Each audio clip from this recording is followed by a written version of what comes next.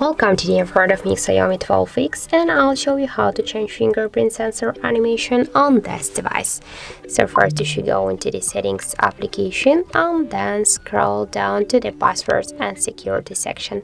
Now just click here to the fingerprint sensor, draw your pattern or enter the pin code or passcode, and here click to the fingerprint animation.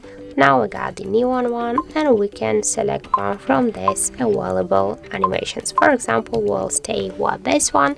Now we'll just go back, and here we can check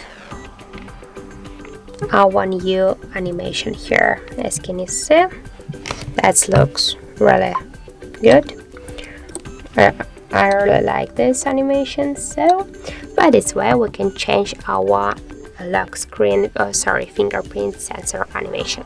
So thank you for watching, and if you found this video helpful, don't forget to leave a like, comment and to subscribe our channel.